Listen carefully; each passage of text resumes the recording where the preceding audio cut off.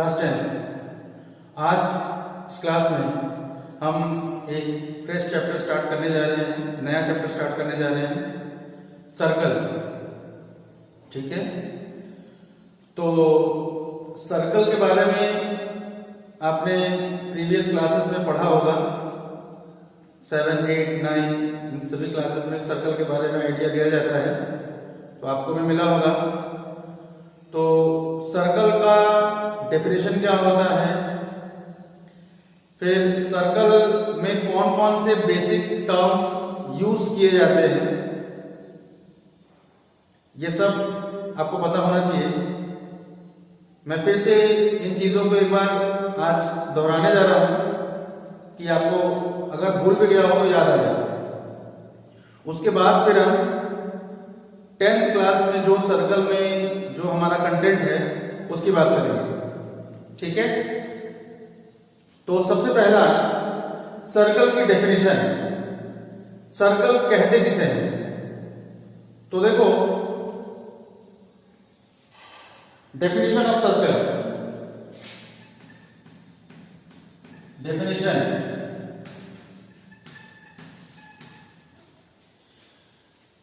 Circle की definition ये कहती है कि अगर कोई एक पॉइंट है स्पेस में, कोई एक पॉइंट है जो कि मूव कर रहा है। ठीक, कोई एक पॉइंट है स्पेस में जो कि मूव कर रहा है, यानी कि वो मूविंग पॉइंट है, और एक दूसरा पॉइंट है जो कि फिक्स्ड पॉइंट है, यानी कि वो मूव नहीं कर रहा है। यानी कि हमने दो पॉइंट्स की बात की, एक जो कि मूव कर रहा है और एक जो कि फिक्स्ड है। ठीक, तो अगर हम इन फिक्स्ड पॉइंट और मूविंग पॉइंट को ज्वाइन करें तो एक हमें स्ट्रेट लाइन मिलेगी। तो जो मूविंग पॉइंट है वो कहीं भी चला जाए, कहीं भी चला जाए, अगर हम उस मूविंग पॉइंट को फिक्स्ड पॉइंट से ज्वाइन करते हैं तो जो डिस्टेंस मिलता है, लाइन सेगमेंट जो हमें मिलता है, उस लाइन सेगमेंट का जो डिस्टेंस है अगर वो कांस्टेंट है, मतलब सेम है, कहीं पे भी वो मूविंग पॉइंट चला जाए, अगर हम उस पॉइंट की डिस्टेंस उस फिक्स्ड पॉइंट से निकालें और अगर वो हमें हर केस में सेम मिल रही है तो फिर हम कहेंगे कि जो पॉइंट मूव कर रहा है उस पॉइंट का जो लोकस है, यानी कि जो पाथ है, जिस पाथ पे वो मूव कर रहा है, वो पाथ हमारा एक सर्कुलर पाथ होगा। ठीक है, और जो कर्व हमारा बन रहा है, मतलब जो पाथ हमारा बन रहा है सर्कुलर, उस पाथ को, उस कर्व को हम सर्कल बोलते हैं। ठीक है, तो जैसा हमने बोला कि सपोज ये हमारा एक फिक्स्ड पॉइंट है, ये एक फिक्स्ड पॉइंट है और ये एक मूविंग पॉइंट है। मूविंग पॉइंट मतलब फिलहाल अभी यहां पे है, कुछ देर के बाद ये पॉइंट यहां चला जाएगा, फिर यहां आ जाएगा, फिर यहां आ जाएगा, इस तरह से ये मूव करता रहेगा। ठीक है, तो अगर हम इन दोनों पॉइंट्स को ज्वाइन करें तो ये पॉइंट कहीं भी चला जाए, सपोज यहां पर पहुंच गया है, और अगर हम इस पॉइंट से इसको मिलाएं, फिर सपोज थोड़ी देर बाद वो यहां पर चला जाए, अगर हम इससे भी इसको मिलाएं तो ये सारे के सारे जो डिस्टेंसेस हैं, ये डिस्टेंस, ये डिस्टेंस, ये डिस्टेंस कहीं भी पहुंच जाए, सपोज यहां पर पहुंच गया, और अगर हम इसको मिला दें तो ये डिस्टेंस भी इक्वल होना चाहिए। अगर ऐसा कुछ कंडीशन बन रही है तो ये जो पॉइंट का जो पाथ है हमारा,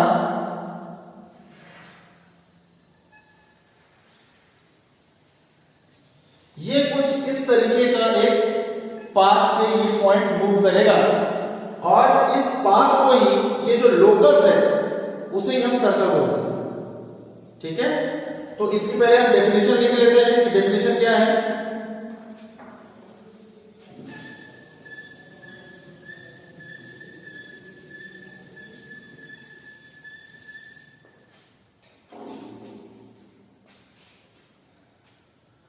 locus locus of a moving point, locus of a moving point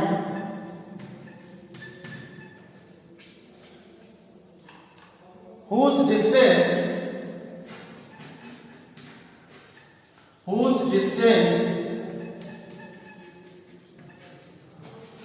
from a fixed point, whose distance from a fixed point is always constant,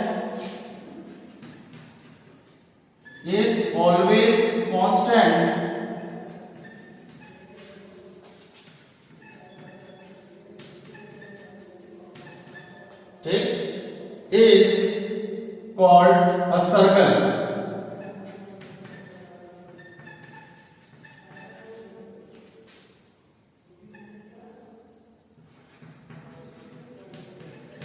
ठीक है, कोई भी मूविंग पॉइंट है, अगर उसका किसी एक फिक्स्ड पॉइंट से डिस्टेंस ऑलवेज कांस्टेंट है, वो हमेशा सेम ही रहता है, चाहे वो पॉइंट कहीं भी पहुंच जाए, तो ऐसे लोकस को हम सर्कल बोलते हैं।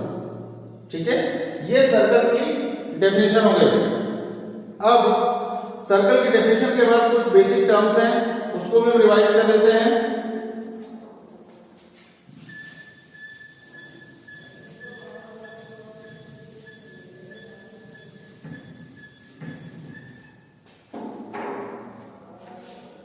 जैसे देखो, सबसे पहले हम लोग फिगर बना रहे हैं, वो सर्कल का कुछ इस तरीके से है।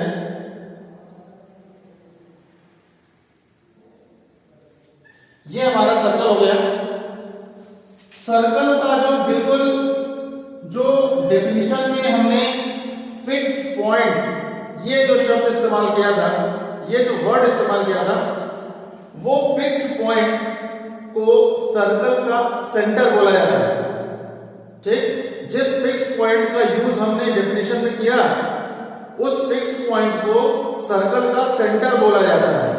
तो ये सपोज हमारा क्या है, सेंटर है। ठीक, और जो हमने जो फिक्स्ड डिस्टेंस की बात की थी कि कोई एक मूविंग पॉइंट है और फिक्स्ड पॉइंट से उसके बीच का डिस्टेंस हमेशा सेम होना चाहिए। तो सपोज कोई एक पॉइंट हमने सर्कल के सर्कमफ्रेंस पे ले लिया, तो उस पॉइंट से सर्कल के सेंटर को अगर हम ज्वाइन कर दें, तो इस डिस्टेंस को रेडियस बोला जाता है। ठीक है, इस डिस्टेंस को रेडियस बोला जाता है, और सेंटर को इन जनरल O से डिनोट किया जाता है, और रेडियस को इन जनरल R से डिनोट किया जाता है, स्मॉल r से।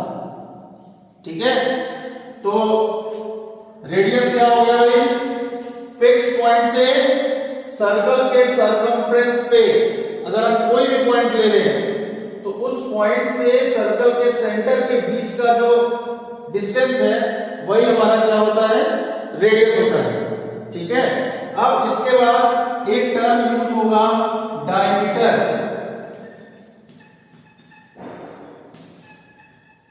ठीक, एक टर्म यूज होगा डायमीटर। अब ये डायमीटर क्या होता है, तो देखो, डायमीटर का मतलब होता है, डायमीटर का मतलब होता है किसी भी रेडियस को अगर हम सेंटर पे ये जॉइन होती है रेडियस, ठीक, तो इसी लाइन को अगर हम आगे बढ़ा दें या फिर कह लो पीछे बढ़ा दें, तो ये जो अगर हम नाम दे दें ए बी, ये जो आपको ए बी दिख रहा है, ए बी लाइन सेगमेंट, इसे हम डायमीटर बोलेंगे। ठीक है, अब देखो, ये जो सेंटर है हमारा O, तो ओ बी जो है ये हमारा रेडियस हुआ, इसी तरह से ओ ए भी हमारा रेडियस होगा। तो अगर ओ बी रेडियस है, इसका मतलब ये आर, ओ ए भी रेडियस है, इसका मतलब ये भी आर, तो टोटल जो डायमीटर होगा वो कितना होगा भाई, O A plus O B, ये डायमीटर होगा। तो डायमीटर मतलब R plus R, 2 times R. तो डायमीटर इज ऑलवेज, यानी कि capital D, D stands for diameter, तो D is equal to 2 times radius, where R is radius. ठीक है, अगर आपको सर्कल का रेडियस दिया हुआ है तो आप डायमीटर इजीली निकाल सकते हैं, सिंपल उसका डबल कर देना है, 2 से मल्टीप्लाई कर देना है। ठीक, इसी तरह से अगर हमें डायमीटर दिया हुआ है और रेडियस पूछ रहा है, अगर हमें डायमीटर दिया हुआ है और रेडियस पूछ रहा है तो हमें क्या करना चाहिए, 2 से डिवाइड कर देना चाहिए। जितना भी डायमीटर दिया हो उस पर 2 से डिवाइड कर देंगे तो हमें रेडियस मिल जाएगी। ठीक है, चलो तो ये बात हो गई डायमीटर की। और ये जरूर ध्यान देना है कि जो डायमीटर है वो हमेशा ही सेंटर से ही पास होगा। अगर कोई लाइन सेंटर से पास नहीं हो रही है तो फिर वो डायमीटर नहीं हो सकता है। ठीक है, तो डायमीटर हम तभी कहेंगे जब वो सेंटर से पास हो। और किसी भी सर्कल में इनफाइनाइट डायमीटर्स ड्रॉ किए जा सकते हैं, किसी भी सर्कल में इनफाइनाइट डायमीटर्स ड्रॉ किए जा सकते हैं। जैसे ये एक डायमीटर हो गया, सपोज हम इस तरीके से एक डायमीटर ड्रॉ कर दें, ये भी हमारा डायमीटर होगा, ये भी डायमीटर हो जाएगा। तुम कितने भी डायमीटर खींच सकते हो, सिर्फ कंडीशन यही है कि जो डायमीटर्स के एंड पॉइंट्स हैं, मतलब कि जहां पे शुरू हो रहा है जहां पे खत्म हो रहा है, वो दोनों सर्कल के सर्कमफ्रेंस पे होने चाहिए और वो जो डायमीटर है वो सेंटर से पास होना चाहिए। ठीक है, ये डायमीटर की कंडीशन है। इसके अलावा अब नेक्स्ट क्या टर्म है, नेक्स्ट टर्म है कॉर्ड। ठीक, एक टर्म होता है जिसको कि बोलते हैं कॉर्ड। अब कॉर्ड किसे कहते हैं, देखो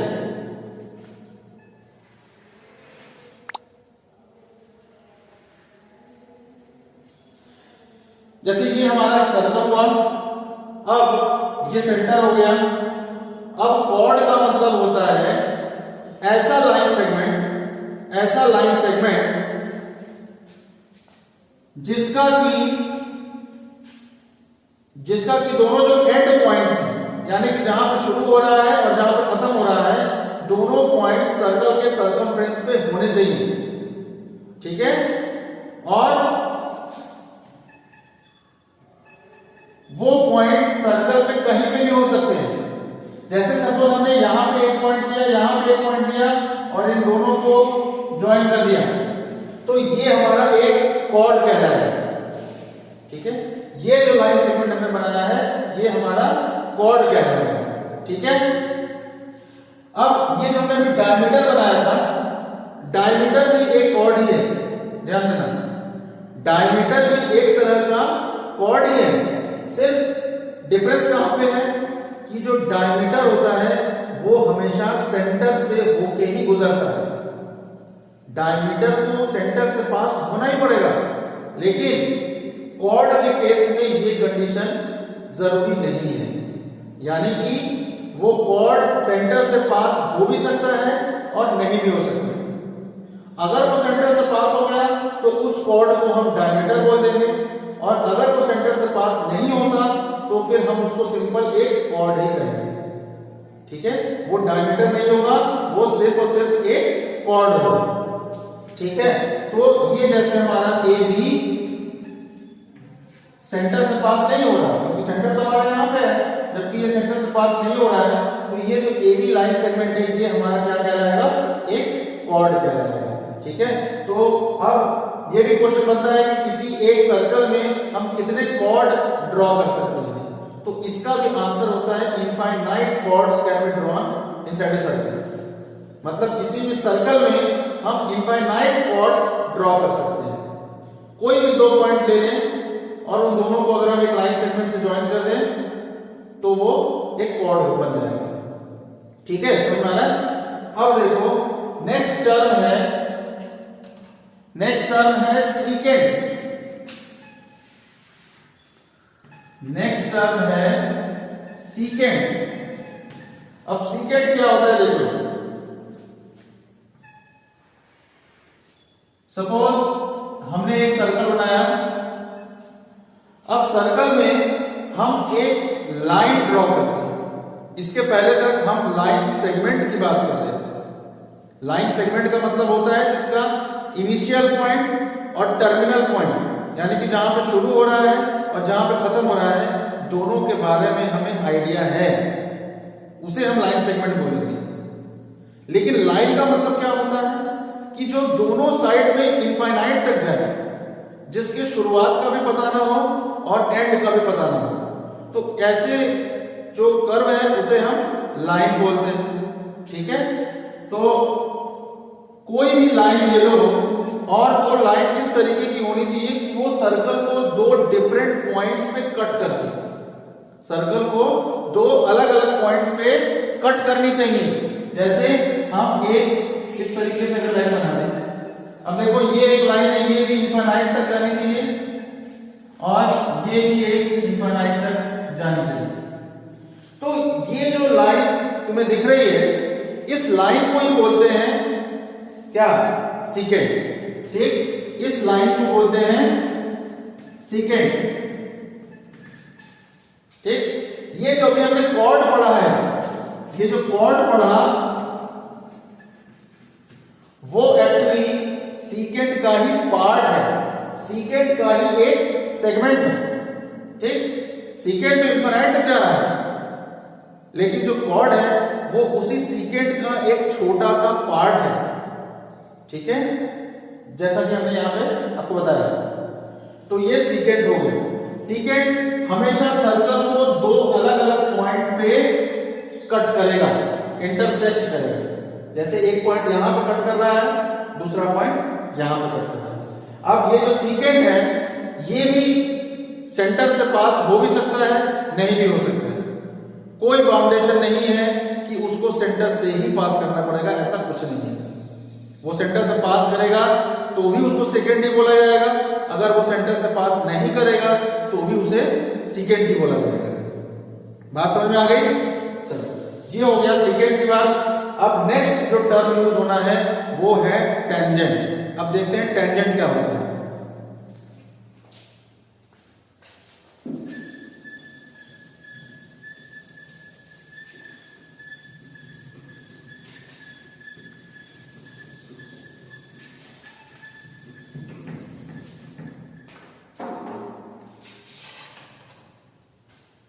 टेंजेंट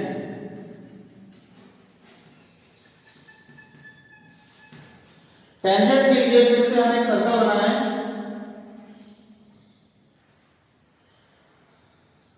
सपोज हमने ये एक सर्कल बनाया। अब टेंजेंट का मतलब होता है एक लाइन। सबसे पहले तो टेंजेंट होता क्या है? एक लाइन होता है, और वो लाइन इस तरीके का होता है कि वो उस सर्कल को, सर्कल के सर्कमफ्रेंस को किसी एक पॉइंट पे ही इंटरसेक्ट करता है, किसी एक पॉइंट पे ही इंटरसेक्ट करता है, या फिर हम दूसरे शब्दों में ये कह सकते हैं कि वो किसी एक पॉइंट पर टच करता है। ठीक है, क्योंकि अगर वो इंटरसेक्ट अगर हम बोले तो वहां पे ये भी कंफ्यूजन हो सकता है कि इंटरसेक्शन में तो दो पॉइंट इन्वॉल्व होते हैं, तो इस वजह से हम इंटरसेक्शन वर्ड यूज ना करके हम ये बोले कि सिर्फ एक पॉइंट पे टच करता हुआ निकल जाए, तो ऐसे लाइन को हम टेंजेंट बोल सकते हैं। ठीक है, जैसे हमने एक लाइन इस तरीके से खींची और ये लाइन सर्कल को सपोज इस पॉइंट पे टच करता हुआ निकल गया। ठीक है, सपोज एक पॉइंट यहां है, हम एक लाइन इस तरीके से खींचते हैं कि वो इस सर्कल को इस पॉइंट पे टच करता है, तो ये भी हमारा एक टेंजेंट माना जाएगा। कोई भी पॉइंट लो, सपोज यहां पे एक पॉइंट ले लो और इसको ऐसे ज्वाइन कर लो, तो ये जो हमने लाइन खींचा है ये भी हमारा क्या है? एक टेंजेंट है। ये सब के सब हमारे टेंजेंट हैं। ठीक है, ये सब के सब हमारे टेंजेंट्स हैं, और जिस पॉइंट पे जो हमारा टेंजेंट है वो जिस पॉइंट पे सर्कल को टच करता है उस पॉइंट को बोलते हैं पॉइंट ऑफ कांटेक्ट।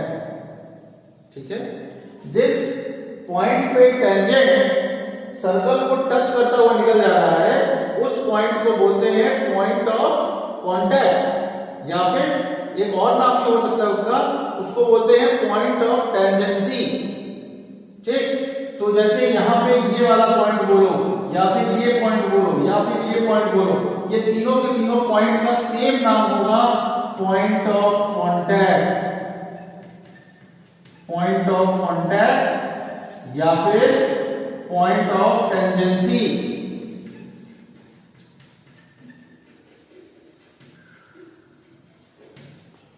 ठीक है, ये हमारा टेंजेंट है। क्लियर? अब इसमें टेंजेंट के बारे में हमने पढ़ लिया।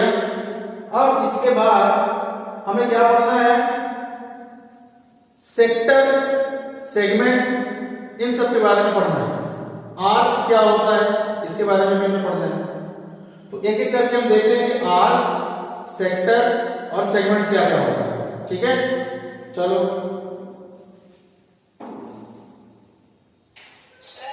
हाँ बोलो।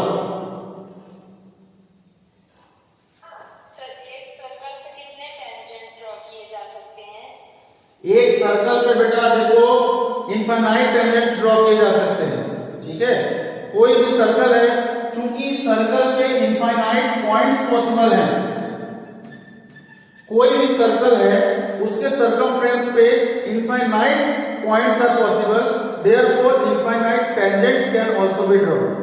ठीक है, इनफाइनाइट टेंजेंट्स हम किसी भी सर्कल पे ड्रॉ कर सकते हैं, लेकिन हाँ ये जरूर है कि अगर हमसे ये पूछता है कि किसी सर्कल में कितने पैरेलल टेंजेंट्स ड्रॉ किए जा सकते हैं, एक क्वेश्चन ये आता है कि कोई एक सर्कल पे हम मैक्सिमम कितने पैरेलल टेंजेंट्स ड्रॉ कर सकते हैं, तो उसका आंसर 2 होता है कि मैक्सिमम हम किसी भी सर्कल में 2 पैरेलल टेंजेंट्स ड्रॉ कर सकते हैं। जैसे सपोज हमने ये सर्कल बनाया, ठीक, और सपोज एक ये पॉइंट होगा, एक पॉइंट ये हुआ, तो पैरेलल इसी तरीके से होगा, एक टेंजेंट ये हो जाएगा, दूसरा टेंजेंट ये हो जाएगा। ठीक है, पैरेलल तभी होगा जब दोनों पॉइंट्स बिल्कुल ऑपोजिट होंगे। अगर ऑपोजिट नहीं होंगे, एक इस तरफ होगा एक दूसरी तरफ होगा, तो दोनों पॉइंट पर जब हम टेंजेंट ड्रॉ करेंगे वो कभी भी वो कभी भी पैरेलल नहीं हो सकता। तो पैरेलल तभी हो सकता है जब जो 2 पॉइंट्स हम लें वो बिल्कुल ऑपोजिट हो, 180 डिग्री पे हो। ठीक है, और 180 डिग्री पे सिर्फ 2 पॉइंट्स पॉसिबल है, इस वजह से किसी भी सर्कल में मैक्सिमम 2 पैरेलल टेंजेंट्स ड्रॉ किए जा सकते हैं। बात समझ में आया? Yes sir. ठीक, अब देखो नेक्स्ट है हमारा आर्क। आर्क किसे कहते हैं? तो जैसे अगर हमने एक सर्कल बनाया, अब इस सर्कल का जो सर्कमफ्रेंस में दिख रहा है, उस सर्कमफ्रेंस का अगर हम एक छोटा सा पार्ट ले लें, जैसे हम लाइन की बात करते हैं, लाइन तो दोनों तरफ इनफाइनाइट जाता है, लेफ्ट साइड में इन्फिनिटी की तरफ जाता है, राइट साइड में इन्फिनिटी की तरफ जाता है। लेकिन जब हम लाइन सेगमेंट की बात करते हैं तो फिर हम उस इनफाइनाइट लाइन में से एक छोटा सा पार्ट लेते हैं, उसे हम लाइन सेगमेंट बोलते हैं। इसी तरह ये जो सर्कल है, सर्कल का जो सर्कमफ्रेंस है उसका एक छोटा सा हिस्सा अगर हम ले लें तो उस पार्ट को, उस हिस्से को हम आर्क बोलेंगे। फॉर एग्जाम्पल सपोज हम यहां से यहां तक की पोर्शन को कट कर रहे हैं और इस तरीके से बनाएं, तो ये जो पोर्शन है हमारा ए बी, ये एक आर्क होगा, ये एक आर्क होगा। और इसके ऊपर ये वाला भी एक आर्क है, और जो ये बच गया ये बड़ा वाला यहां से लेके यहां तक, ये भी हमारा एक आर्क है। यानी कि इसको भी अगर हम पूरा कर दें इस तरीके से, तो ये भी हमारा एक आर्क ही होगा, क्योंकि ये भी तो एक उसी सर्कल का हिस्सा है, भले वो बड़ा है तो क्या है तो उसी सर्कल का हिस्सा, पार्ट ऑफ दैट सर्कल। तो किसी भी पार्ट ऑफ ए सर्कल को ही आर्क बोलते हैं। अब जो छोटा पार्ट होता है उसे माइनर आर्क बोलते हैं, और जो बड़ा वाला पार्ट होता है उसे मेजर आर्क बोलते हैं। जैसे यहाँ पे जो छोटा वाला आर्क हमने बनाया है उसे माइनर आर्क बोलेंगे, माइनर माइनर मतलब छोटा, और जो ये ऊपर वाला है बड़ा वाला उसे बोलेंगे मेजर आर्क। क्लियर है? Major arc, minor arc, arc क्या होता है। ठीक, अब नेक्स्ट हमें पढ़ना है सेक्टर क्या होता है। ठीक, तो देखो सेक्टर के बारे में बताने जा रहे हैं।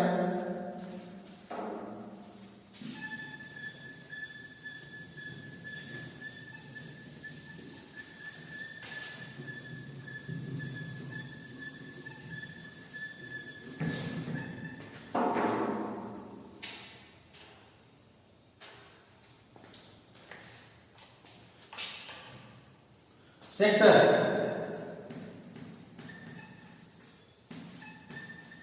देखो सेक्टर किसे कहते हैं, तो सेक्टर का मतलब होता है कि अगर हम किसी भी सर्कल के कोई भी दो रेडियस को ले लो और उन दो रेडियस के बीच में जो आर्क है उसको ले लें, तो जो क्लोज्ड एक एरिया बनती है उस एरिया को ही हम सेक्टर बोलते हैं। ऐसे नहीं समझ में आ रहा होगा तो देखो हम फिगर बना रहे हैं तो समझ में आ जाएगा कि सपोज ये हमारा एक सर्कल है, ये एक सर्कल हो गया, ये इस सर्कल का सेंटर है सपोज O। अब इस सेंटर से हम कोई भी दो रेडियस बनाते हैं अपने मन से, कोई भी कहीं पे भी। सपोज एक रेडियस हमारा ये हो गया OA और एक रेडियस सपोज ये हो गया OB। दोनों रेडियस सेम होंगे क्योंकि सेम सर्कल के हैं। तो अब देखो ये दोनों रेडियस और इसके बीच में जो ये आर्क दिख रहा है ABR, तो ये जो पूरा का पूरा एरिया जो दिख रहा है OAB, ये हमारा एक सेक्टर कहलाता है। ठीक है, ये पोर्शन जो है हमारा एक सेक्टर है। और ये जो इसको छोड़ के जो ऊपर वाला है बाकी ये वाला पोर्शन, ये वाला जो पोर्शन है ये भी हमारा एक सेक्टर है। जैसा हमने आर्क में बताया, छोटे वाले पोर्शन को लिया वो भी आर्क था और जो ऊपर वाला पोर्शन था वो भी हमारा आर्क था। इसी तरह से ये हमारा सेक्टर है छोटा वाला, तो जो ऊपर बच जो गया है वो भी हमारा एक सेक्टर ही होगा, बस नाम बदल जाएंगे। जो छोटा वाला है उसको हम माइनर सेक्टर बोलेंगे और जो बड़ा वाला है उसको हम मेजर सेक्टर बोलेंगे। ठीक, इसको हम जैसे हम बोल रहे हैं क्या, माइनर सेक्टर, और ये जो बड़ा वाला है इसको बोलेंगे मेजर सेक्टर। ठीक है, इसी सेक्टर के एरिया और सेगमेंट के एरिया में एक चैप्टर है जो कि हमें इसके बाद पढ़ना है। ठीक है, तो फिलहाल हम एक रिव्यू कर दे रहे हैं कि सेक्टर कहते किसे हैं। ठीक, तो चलो माइनर सेक्टर बता दिया, मेजर सेक्टर बता दिया, अब हमें सिर्फ बताना है सेगमेंट के बारे में। तो देखो सेगमेंट किसे कहते हैं।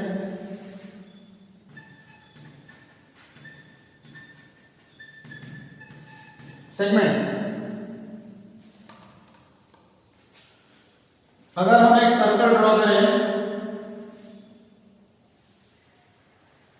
इस तरीके से, सपोज हमने एक सर्कल ड्रॉ कर दिया और इसी सर्कल में सपोज हमने एक कॉर्ड ड्रॉ किया। क्या ड्रॉ किया भाई? कॉर्ड। सपोज ये हमारा एक कॉर्ड है। अब किसी भी सर्कल में किसी कॉर्ड और करेस्पॉन्डिंग जो आर्क है, जैसे ये हमारा कॉर्ड हो गया AB, और अगर हम इस पॉइंट को नाम दे दें C, तो इस AB कॉर्ड और ये ACB जो हमारा आर्क है, इसके बीच में जो ये एरिया हमारा एनक्लोज है, ये वाला एरिया, इस एरिया को हम क्या बोलेंगे भाई? सेगमेंट। इसको हम बोलेंगे सेगमेंट। अब कंफ्यूजन हो सकता है भाई कि तब सेगमेंट और सेक्टर में क्या डिफरेंस है, तो यहां देखना, सेगमेंट जो है कॉर्ड और करस्पॉन्डिंग आर्क के बीच का एरिया है, जबकि सेक्टर दो रेडियस और करस्पॉन्डिंग आर्क के बीच का एरिया है। रेडियस और आर्क सेक्टर होता है, कॉर्ड और आर्क सेगमेंट होता है। ठीक है। अब इसी तरह अगर ये सेगमेंट है तो ये जो ऊपर बाकी बचा हुआ है ये भी हमारा क्या होगा, सेगमेंट ही होगा। बस नाम बदल जाएंगे। छोटा वाला सेगमेंट है उसे हम माइनर सेगमेंट बोलेंगे और जो ये बड़ा वाला सेगमेंट है इसे हम मेजर सेगमेंट बोलेंगे। ठीक है। तो ये कुछ बेसिक टर्म्स हैं जो कि सर्कल में पढ़ते समय यूज होते हैं। तो आज हमने इस क्लास में एक रिकैप दे दिया। तो अब नेक्स्ट क्लास से हम जो एक्चुअल क्लास 10th में जो कंटेंट है उसकी बात करेंगे। उम्मीद करते हैं आपको आज की क्लास ठीक लगी होगी, समझ में आया होगा। तो अब नेक्स्ट क्लास में हम जो असली हमारा कंटेंट है उसको स्टार्ट करेंगे। ठीक है, चलो ऑफ कर दें।